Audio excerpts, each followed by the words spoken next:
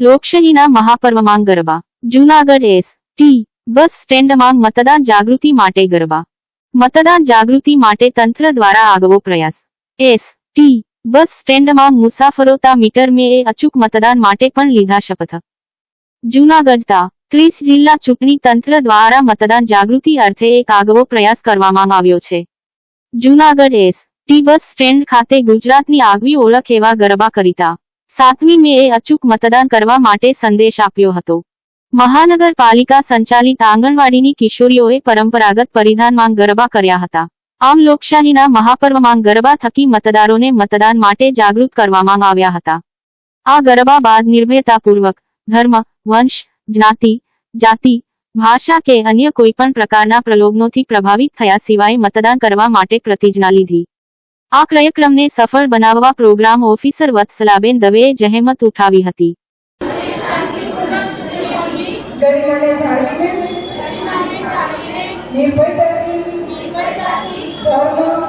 જૂનાગઢ ખાતે કોંગ્રેસ આયોજિત સંવિધાન બચાવો દેશ બચાવો રોજગાર મહાસંમેલનમાં જનસમુદાય જોતા નિશ્ચિત છે કે કોંગ્રેસ આવે છે. કોંગ્રેસ નેતા શ્રી સિદ્ધાર્થ પટેલે ભાજપ સરકારની નિષ્ફળતાઓ પર આકરા પ્રહાર કર્યા. આ કાર્યક્રમમાં ઇન્ડિયા ગઠબંધનના હોદ્દેદારો, કાર્યકરો અને લોકો મોટી સંખ્યામાં ઉપસ્થિત રહ્યા હતા.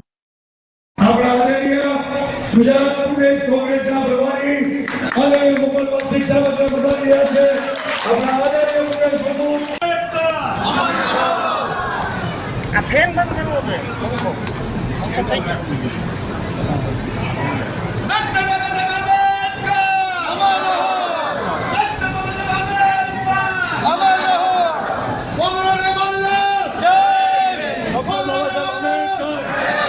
ડોક્ટર બાબા સાહેબ આંબેડકર. ડોક્ટર બાબા સાહેબ આંબેડકર.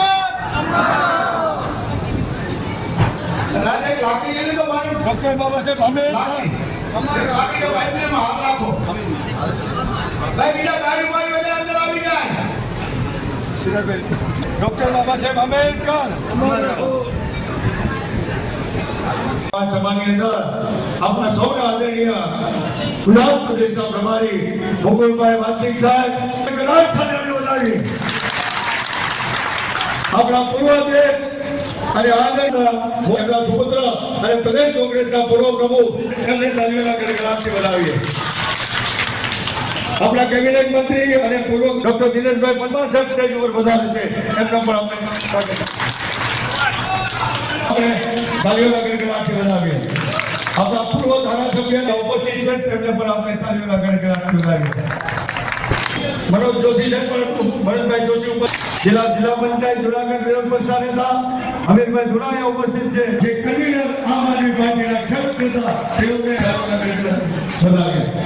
જિલ્લા અનુસૂચિત બાબા રત્ન ફોટો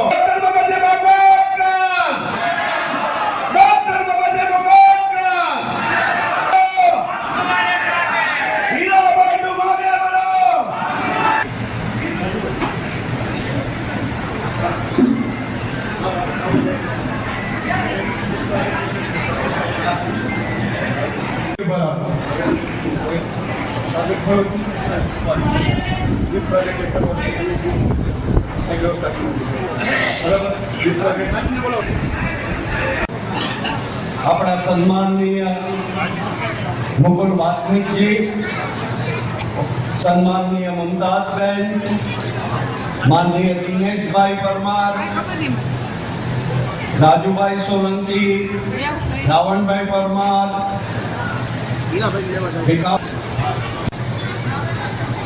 જાગૃતિ ઊભી કરી એક તાકાત ઊભી કરવાનો વખત આવ્યો છે અને જે લોકો આ બંધારણ સાથે ચેડા કરવા માંગતા હોય એમને તાકાતનો પંચો બતાવવા માટેનો વખત આજે લાખાભાઈને બી યાદ કરવા, આપણા દલિત સમાજના પ્રખર નેતા રહ્યા. આપણે બધું ઝડપથી ભૂલી જઈએ. લાખાભાઈને જૂનાગઢના મેયર બનાવવાનું કામ સૌ પ્રથમ જો કોઈએ કર્યું હોય તો એ કોંગ્રેસ. કયા મુદ્દાઓના આધારે લડાઈઓ લડી. અહીંયા અહીંયા જ્યારે ઝૂંપડપટ્ટીઓના લોકો પાસેથી ટેક્સ ઉઘરાવીને ઝૂંપડપટ્ટીઓને કાયદેસર કરવાને બદલે એ લોકોને હેરાન કરવાનો પ્રયત્ન કર્યો ત્યારે 100 દિવસ સુધી ઉપવાસ કરનાર એ આપણો નેતા લાખાભાઈ. પછી શું ચાલ્યું? એ તો ના કર્યું, પણ આ પીટીસી કોલેજના કમ્પાઉન્ડને એના રસ્તો હતો એ પણ દલિત સમાજ માટે બંધ કર્યો અને દલિત સમાજના રહીશોને વારંવાર મુશ્કેલીમાં મૂકવાનું કામ એ આ સરકારે કર્યું.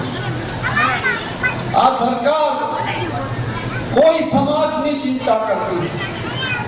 એમને માત્ર રાજકીય લાભ લેવો હોય છે અને એના કારણે જ વારંવાર એ પરિસ્થિતિ ઊભી થાય છે કે સમય આવે જુદા જુદા મુદ્દાઓ ઉપર જુદા જુદા સમાજોને સરકારની સામે આંદોલનનો માર્ગ લેવો પડે છે.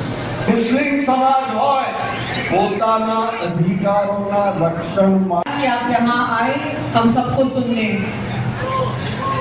बाबा साहेब अम्बेडकर ने जो हमें संविधान दिया, उस संविधान के तहत जो मौका सब वर्गों के लोगों को मिला, वही संविधान ने आज हमें दुनिया का सबसे बड़ा लोकतंत्र बनाया है।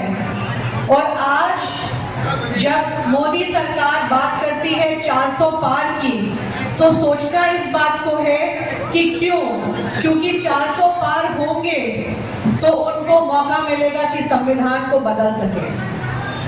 बातें करते हैं कि ये कानून बदलेंगे, ये धारा बदलेंगे, इनके जब ज्यादा लोग संसद में हैं तो इनके पास जो अधिकार आएगा उससे ये आप सबका हमारा हक छिनेगा।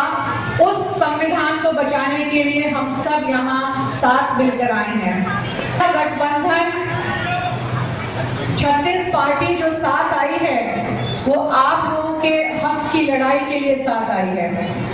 कांग्रेस पार्टी ने हाल ही में जो गारंटियां दी हैं अपने न्याय पत्र में, अभी हमने सुना कि સભ્યો આ દેશનો વહીવટ કેમ ચાલે છે, ખર્ચા કેમ થાય છે, ખોટું થતું નથી ને એનું જાણવાનો અધિકાર હતો.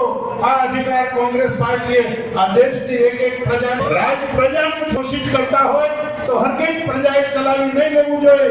કે હિટલર બનવાની કોશિશ કરવી હોય કરતા હોય તો એને પણ મિટાવી દેવા માટેનો સંકલ્પ આપણે કરવો જોઈએ. રાઈટ ટુ એજ્યુકેશન, ભણવાનો અધિકાર, રાઈટ ફોર ફૂડ, દરેકને અનાજ મળવું જોઈએ. સોનિયાબેન ગાંધીનો એક સંકલ્પ હતો, એના દિલની એક તમન્ના હતી કે કોઈ માણસ આ દેશની અંદર ભૂખો ન સૂવો જોઈએ. તો એના માટે પણ કાયદો બનાવ્યો. આદિવાસીઓ માટે જળ, જમીન, જંગલ અને ગૌણ વન પેદાશ માટેનો અધિકાર આપવામાં આવ્યો. આ ઉપરાંત રાજીવ ગાંધીએ 18 વર્ષની ઉંમરે મત દેવાનો અધિકાર આપ્યો અને સાથે સાથે બહેનોની ભાગીદારી પણ સુનિશ્ચિત કરી અને સ્થાનિક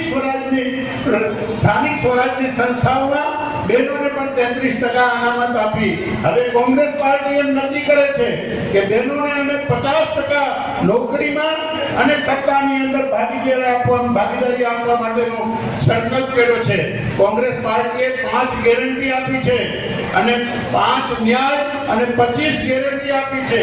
એમાં બહેનો માટે બીપીએલ કુટુંબની જે બહેન હોય એને વર્ષે 1 લાખ રૂપિયા કોંગ્રેસની સરકાર સત્તા ઉપર આવશે તો એને આપવામાં આવશે. અને બીજી વાત કે એ આવશે બહેનોનું આશા વર્કર હોય, આંગણવાડી વર્કર હોય, મધ્યાહન ભોજનના બેન હોય, તેડાગર હોય, એના બધાના પગાર ડબલ કરવામાં આવશે. અને બહેનોને કાયદાની સમજણ મળે, એને સલાહ સૂચન મળે એટલે તાલુક પંચાયત દીઠ એક અધિકાર મૈત્રી નામની બહેનનો નિમણૂક કરી અને બહેનોને મદદરૂપ થવા માટેનું કામ કરવામાં આવશે. કામ કરતી બહેનો ગરીબ માણસ મજૂરી કરે છે, એનું દૈનિક વેતન, લઘુત્તમ વેતન 400 રૂપિયા કરવામાં આવે છે. 400 થી ઓછા કોઈ આપી શકે નહીં. સૌના માટે સ્વાસ્થ્ય માટે 25 લાખ રૂપિયાનો વીમો ઉતારવામાં આવશે કોંગ્રેસની સરકાર દ્વારા. એનું પ્રીમિયમ સરકાર ભરશે. વિનામૂલ્યે તમારું નિદાન, વિનામૂલ્યે દવાઓ, વિનામૂલ્યે સારવાર. સારવાર, વિનામૂલ્ય ઓપરેશન, પછી લીવર ટ્રાન્સપ્લાન્ટ કરવાનું હોય, કિડની બદલવાની હોય, મગજના ઓપરેશન હોય કે હૃદયના ઓપરેશન હોય, એમાં 25 લાખ રૂપિયા સુધી 1 રૂપિયો પણ ગરીબ માણસોએ કાઢવો નહીં પડે. જેમ મહાત્મા ગાંધી નેશનલ ગ્રામીણ રોજગાર ગેરંટી બિલ હતું, કોંગ્રેસ પાર્ટીએ કરેલું, એવી જાતનું શહેરની અંદર પણ ગરીબ માણસોને કામ આપવા માટેનો કાયદો બનાવવામાં આવશે. સૌ છે એને જીવન વીમો અને દુર્ઘટના માટેના વીમા, સુરક્ષિત રોજગાર અને મુખ્ય સરકારી કામગીરીમાં કોન્ટ્રાક્ટ તથા સદંતર બંધ કરવામાં આવશે. વાલ્મીકી ભાઈઓનું જે શોષણ થઈ રહ્યું છે એને 8,000-9,000 જે આખો મહિનો નોકરી કરવી પડે, એના પગાર RSS ની સંસ્થાઓ દ્વારા 20,000 પગાર મળતા હોય, બાકીના વચેટિયા ખાઈ જતા હોય તો એ કોન્ટ્રાક્ટ તથા સદંતર નાબૂદ કરવામાં આવશે. કિસાનો માટે કિસાનોનું જેનું માફ કરવાનું, એને પોષણ ભાવ આપવા માટેનો કાયદો બનાવવામાં આવશે અને સાથે સાથે ભાવ જે નક્કી થાય એનાથી નીચેની કિંમતે કોઈ ખરીદી કરી શકશે નહીં. ખેત પેદાશ માટે વપરાતા સાધનો અને એ બધાને GST માંથી મુક્તિ આપવામાં આવશે. સામાજિક ન્યાયની દ્રષ્ટિએ જોઈએ તો દરેકે દરેક જાતિવાર જનગણના કરવામાં આવશે, વસ્તી ગણતરી, જેથી કઈ જ્ઞાતિના લોકો કેટલા છે. 52% વસ્તી OBCની હોવા છતાં એના માટે જુદું બજેટ ન ફળવાય, એના માટે કોઈ જાતનું આયોજન નહીં, આયોજન પંચ કે નીતિ આયોગ દ્વારા કોઈ પૈસા નક્કી ન થતા હોય, પણ એની સંખ્યા નક્કી થાય તો આપણે એને પૂરતા પૈસા આપી. ગુજરાતનો સ્થાપના દિવસ છે. તમને સૌને કોંગ્રેસ પક્ષ વતી ગુજરાતના સ્થાપના દિવસની હાર્દિક શુભકામનાઓ પાઠવું છું. બંધારણ બચાવો, દેશ બચાવો. આ દેશનું બંધારણ એ આપણા સૌના માટે સૌથી ભારત દેશને આઝાદી મળી, દેશનું બંધારણ બનાવવાનો વખત આવ્યો, જુદા જુદા અભિપ્રાયો હતા. કોઈએ બીજો મત વ્યક્ત કર્યો, પણ મહાત્મા ગાંધીએ કહ્યું કે આ દેશનું બંધારણ બનાવવાનું કામ બાબા સાહેબ આંબેડકરને સોંપ્યું. અને એટલા માટે કે આ દેશનું બંધારણ એ સમાજનો દલિત વર્ગ હોય, સમાજનો લઘુમતી સમાજ હોય, કચડાયેલો વર્ગ હોય. હીરાભાઈ જોટવા આપણી વચ્ચે આવી ગયા છે, આપણા ઉમેદવાર. સૌ એમને તાળીઓના ગડગડાટથી વધાવી. તમામ વર્ગો જેને ટેકાની જરૂર છે, જેનો વિકાસ થાય એ આપણી પ્રાથમિકતા હોવી જોઈએ. અને એટલે આ બધાની ચિંતા કરીને કોઈ જો બંધારણ બનાવે તો એ માત્ર ને માત્ર બાબા સાહેબ આંબેડકર હોઈ શકે. અને એટલા માટે બાબા સાહેબ આંબેડકર એવું બંધારણ બન્યું કે આજે અને એના લાભ એ છેવાડાના માનવીને મળે, મારા દલિત સમાજના ભાઈને મળે, લઘુસંખ્યક સમાજના ભાઈને મળે. એક સ્થિતિનું નિર્માણ કરવાની દિશામાં કોંગ્રેસ પક્ષ કામ કરવા માંગે છે. આપણા નેતા રાહુલજીએ કન્યાકુમારીથી કાશ્મીર સુધી 4000 કિલોમીટરની પદયાત્રા કરી. વિશ્વનો પહેલો નેતા કે જે લોકોની વચ્ચે 4000 કિલોમીટર ચાલ્યો. એને લોકોની સાથે જોડાવાનો પ્રયત્ન કર્યો, લોકોની મુશ્કેલીઓને સમજવાનો પ્રયત્ન કર્યો, લોકોને ન્યાય કેવી રીતે આપી શકાય એની ચિંતા કરી.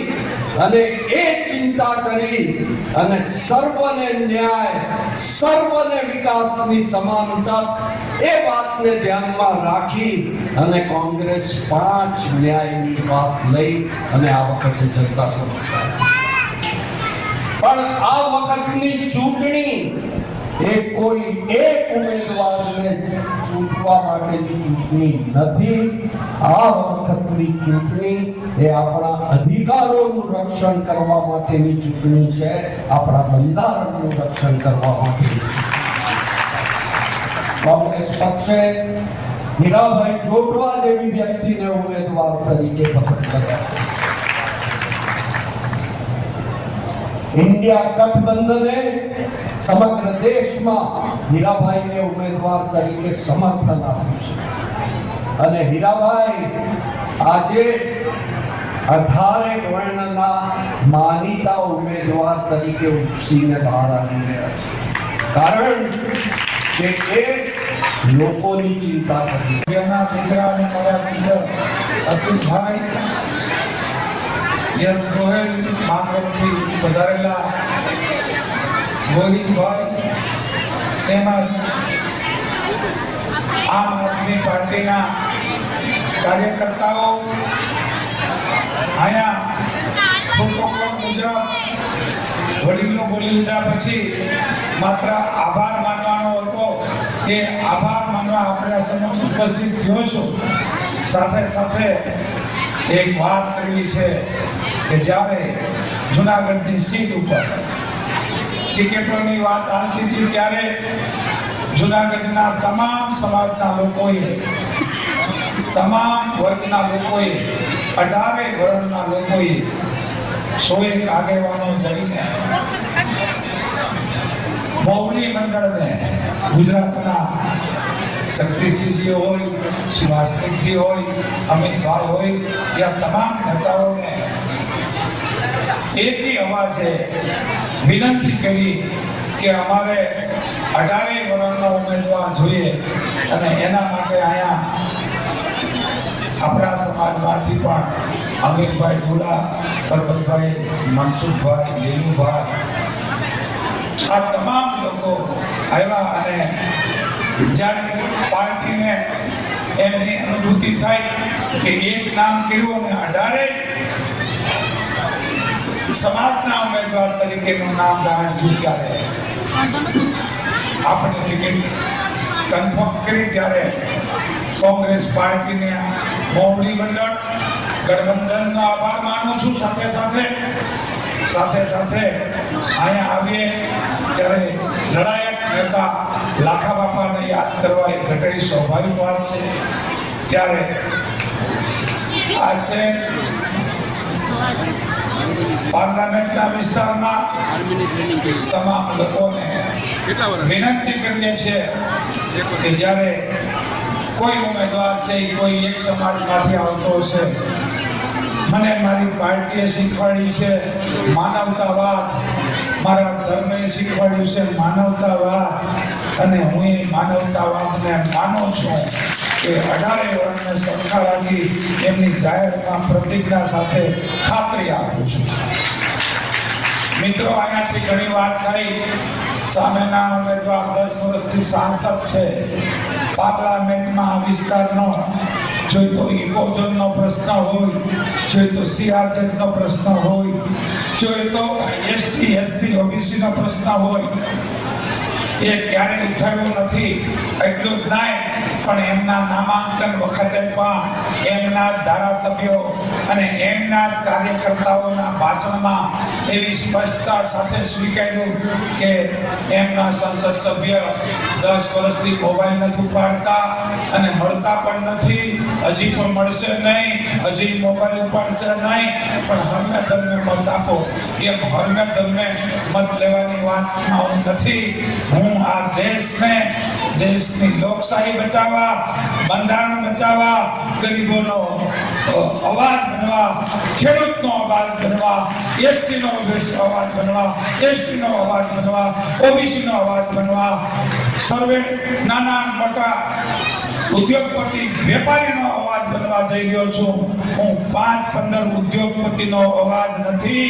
સામેનો ઉમેદવાર એક ચોક્કસ ઉદ્યોગપતિનો અવાજ છે, હું આપ સર્વેનો અવાજ બનવા જઈ રહ્યો છું, ત્યારે આપ સૌને વિનંતી છું કે હું આપના દીકરા તરીકે, આપના ભાઈ તરીકે, યુવાનોના વડીલ તરીકે અપીલ કરવા આવ્યો છું કે 18 વર્ણ હવે માત્ર 7 દિવસ બાકી છે, ત્યારે જાગો અને 7 દિવસ મારા માટે જાગો. હું આપના માટે 5 વર્ષ જાગી એની ખાતરી આપવા આવ્યો છું. મિત્રો, નાના વર્ગને, ગરીબને, સામાન્યને, ખેડૂતોને આજે જે પીડા છે એ હું તો ઐતિહાસિક વાત સાથે પણ જોડવા માંગુ છું કે હાલની સરકાર જ્યારે બહેનો, સન્નારીઓ અને જ્યારે સન્માનની વ્યક્તિનો અપમાન થતું હોય, ત્યારે રાજા રાવણનો અપમાન સીતાજીનું કર્યું ત્યારે રાવણ પણ ધવસ થયો હતો. કૃષ્ણ વખતે દ્રૌપદીનું અપમાન થયું હતું તો મહાભારતના કૌરવનો પણ ધવસ થયો હતો અને મણિપુરમાં એક સૈનિકની પત્નીનું આ યુગમાં અપમાન થાય ત્યારે આ સરકાર ધવસ થવાની છે અને નવો ઉદય થવાનો છે. હિન્દુસ્તાનમાં એમનું નામ હશે ગઠબંધનની સરકાર અને એ ગઠબંધનની સરકારમાં બહેનોના, ગરીબોને અને તમામ વર્ગોને ન્યાય મળશે એની ખાતરી અહીંથી આપી. ત્યારે હું વધારે વાત ના કરતા આપને એટલી વિનંતી કરું છું કે બહેનોના ન્યાય માટે, ગરીબના ન્યાય માટે, ખેડૂતના ન્યાય માટે, નાના અને મોટા ઉદ્યોગ માટે એને અહીંયા એક જાહેરાત 5,000 કરોડ રૂપિયા ઉદ્યોગ માટે ફાળવવામાં આવશે, એટલે એ યાદી પણ આપું. प्रसाद ने कल बोला था दिल्ली में। देखिए, बड़ा दुर्भाग्य है कि जब लोकसभा चुनाव भारत में शुरू हुए तब से लेकर भारतीय जनता पार्टी के शीर्ष पे बैठे हुए नेताओं ने बड़ी बहकी बातें करना शुरू कर दिया. ना उनकी बातों में कोई तर्क है, ना उनकी बातों में कोई अर्थ है, ना वो कभी आज के ज्वलंत मुद्दों पर कोई बात करते हैं, ना वो लोगों को पिछले 10 सालों का कोई हिसाब देते हैं. ना रोजगार पर बोलेंगे, ना महंगाई पर बोलेंगे, ना किसानों पर बोलेंगे, ना जो हमारे आज बुनियादी सवाल है उस पर कुछ बोलेंगे. किसी न किसी तरह से वो अपना एक पूरी प्रतिष्ठा जो होने जा रहे हैं उसके डर की वजह से जो उत्पन्न परिस्थिति है उस पर अपना एक डर जाहिर कर रहे हैं. बस इतना ही मैं कहूँ. सर रेवन्ना का इश्यू जो कर्नाटक में ये है, आज भारत के प्रधानमंत्री नरेंद्र मोदी जी गुजरात अब तक पहुंच गए होंगे. वो आज और कल मिला के 6 सभाओं में यहाँ के लोगों को संबोधित करेंगे. वो यहीं के हैं, गुजरात से देश की राजनीति में गए हैं. यहाँ पर उनसे हम ये सवाल पूछना चाहते हैं कि गुजरात के नौजवानों को रोजगार देने के लिए आपने क्या किया, ज़रा आप उसके बारे में हिसाब दीजिए. यहाँ के महिलाओं की, दलितों की, आदिवासियों की, अक़लियतों की, अन्य पिछड़ा वर्गों की, गरीब लोगों के सुरक्षा के लिए आपने कौन से कदम उठाए. यहाँ के किसानों के लिए उनके फसल को सही दाम दिलाने की दृष्टि से आपने कौन से कदम उठाए. ये तमाम सवालों का जवाब हम गुजरात में मोदी जी जो 6 सभाओं को संबोधित करने जा रहे हैं उनसे हम इन जवाबों की अपेक्षा रखते हैं. मुकुल जी, आपने बोला था कि ये आप देखिए, आप देख ही रहे हैं, एक दो लोगों को ही देश के बंदरगाह हो, देश के हवाई अड्डे हो, देश के पावर स्टेशंस हो, देश की सड़कों का काम हो, देश के विभिन्न ऐसे बड़े बड़े कामों के बारे में क्या देश में बस 1-2 उद्योगपति ही ऐसे हैं जो ऐसा काम कर सकते हैं और दूसरे कोई भी नहीं है. सारे जगह सभी काम ये 2 ही उद्योगपतियों को मिलेंगे, दूसरों को ये काम नहीं मिलेंगे. क्या भारत सिर्फ ये 2 लोगों के नाम से ही बनेगा क्या? मैं समझता हूँ कि ये इस तरह से हो नहीं सकता.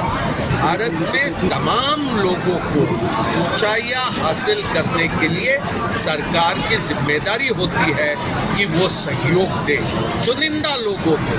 आपने देखा इलेक्टोरल बॉन्ड में किस तरह का भ्रष्टाचार भारतीय जनता पार्टी ने किया.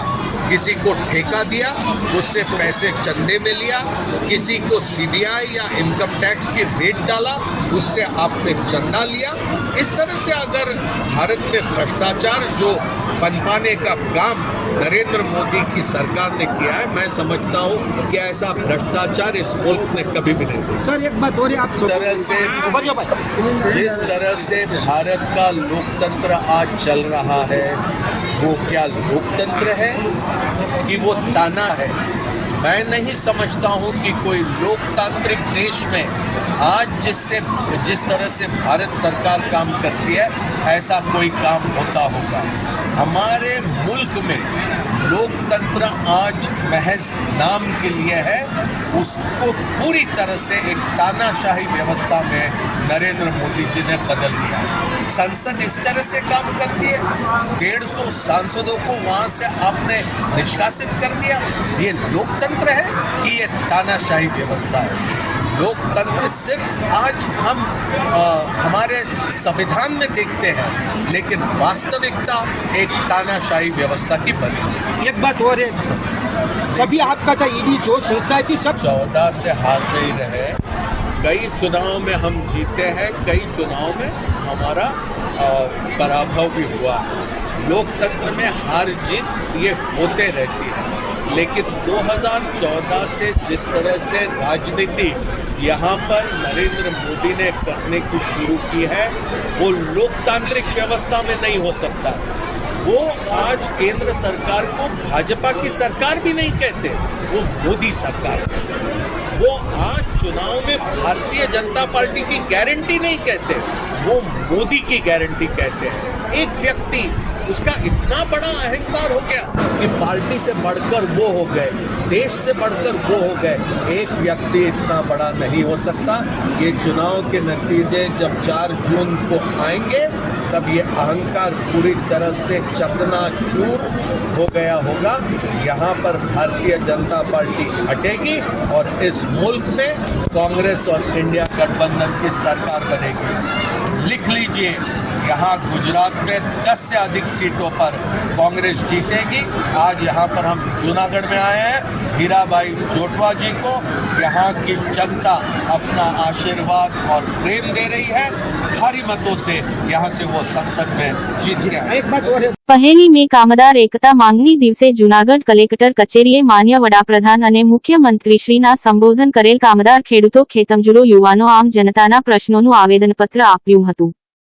તમામને ઓછામાં ઓછું લઘુત્તમ વેતન રૂ બરાબર 26,000 બરાબર આપો, કાયમી પ્રકારના કામ પર કોન્ટ્રાક્ટ પ્રથા બંધ કરો, ઓછામાં ઓછું 10,000 બરાબર પેન્શન આપો, ટેકાના ભાવનો દર 50% કાયદા બનાવો તથા ટેકાના ભાવથી ખરીદીની ગેરંટી આપો।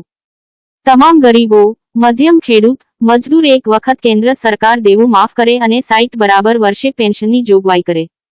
મજદૂર વિરોધી 4 લેબર કોડ રદ કરો। મહાત્મા ગાંધી ગ્રામીણ રોજગાર બાંહેધરી કાયદા તળે રૂ 600 ના દરથી 200 દિવસ રોજગાર આપો। જાહેર સાહસોનું તથા સેવાઓનું ખાનગીકરણ બંધ કરો। શહેરી વિસ્તારમાં ગ્રામીણ રોજગાર બાંહેધરી દાખલ કરો। મોંઘવારી પર કાબૂ લાવો। ખાદ્ય સામગ્રી ઉપરનો GST રદ કરો તથા પેટ્રોલ ડીઝલ કેરોસીન રાંધણ ગેસ ઉપરનો કેન્દ્ર સરકારનો વેરા ઓછા કરો સહિતની કુલ 15 બરાબર માંગની આવેદનપત્ર માંગ કરવામાં આવી હતી, જેની આગવાની બટુકભાઈ મકવાણા, જીસાનભાઈ, એડવોકેટ આયશાબેન કાઠી, નીલોફરબેન સુમરા, ફિરોઝ શેખ, મનોજભાઈ ભટ્ટ, મેરામણભાઈ ઓડેદરા, કેડી સગારકા, બશીરુદ્દીન અંસારી, દીપકભાઈ દવે, દેવાભાઈ જંજુવાડિયા, કેબી પરમાર, ઉમરભાઈ હાલેપૌત્રા, ગુલામખા, લખમણભાઈ પરમાર, સમજુભાઈ સોલંકી, કુરજીભાઈ મકવાણા, વાહિદ અજીત લાખાણી, અર્જણભાઈ દેત્રોજા, એમ સત્તા સહિત અન્ય વગેરે ઉપસ્થિત રહ્યા હતા। એના ભાગરૂપે અમે માનનીય વડાપ્રધાન અને મુખ્યમંત્રીને આવેદન આપેલું છે। આપશ્રીએ પહોંચાડવા નમ્ર વિનંતી। જો આના જેવા બનવાના હોય। Junagadh central trade unions of India, જુદી જુદી બ્રાન્ચના યુનિયનના પ્રતિનિધિઓ, ખેત મજદૂરો, ખેડૂત આગેવાનો, આજ મે દિન છે। મે દિન એટલે ગુજરાતની સ્થાપના દિવસ છે અને વિશ્વ કામદાર એકતા દિવસ છે, માંગણી દિવસ છે। આજ આખા દેશની અંદર મજદૂરોએ સરકારશ્રી સામે રજૂઆત કરી કે તમામ મજદૂરોનો લઘુત્તમ વેતન 26,000 પગાર હોવો જોઈએ, ખેડૂતોને ઉત્પાદનના ભાવ મળવા જોઈએ MSc દાખલ કાયદાના ભાગરૂપે થવી જોઈએ, બેરોજગારોને રોજગારી મળવી જોઈએ, બેકારી ભથ્થું મળવી જોઈએ, મોંઘવારી માથે કાપ થવી જોઈએ, એવી 15 માંગણી સાથે અમે જુનાગઢ જિલ્લા કલેક્ટર શ્રીને માનનીય મુખ્યમંત્રી અને વડાપ્રધાનનું આવેદનપત્ર આપેલ છે રેલીના રૂપમાં. આજરોજ આંતરરાષ્ટ્રીય મજદૂર દિવસ અને ગુજરાત સ્થાપના દિવસ નિમિત્તે centre of India trade union લાલવાસા કામદારીના નેજાયતના તમામ યુનિયનો આજે જિલ્લા કાર્યાલય મુકામે લાલ ઝંડાનો ધ્વજ ફેરાવીને દુનિયાના મજદૂરો એક થાવના સૂત્ર પુકારેલ હતા. દુનિયામાં આજે મજદૂર દિવસની ઉજવણી થઈ રહી છે, ત્યારે ભારતમાં પણ વિવિધ ઠેકાણાઓ પર મજદૂર દિવસની ઉજવણી થઈ રહી છે. મજદૂર દિવસની સાથે ગુજરાત સ્થાપના દિવસ હોય, તમામ ગુજરાતવાસીઓને પણ હાર્દિક શુભકામના પાઠવીએ છીએ. અને આજરોજ centre of India trade unions દ્વારા જૂનાગઢ જિલ્લા કલેક્ટર સાહેબ અમારી વિવિધ માંગણીમાં હાર્દિક શુભકામના અને મે દિવસની ઉજવણી કરી.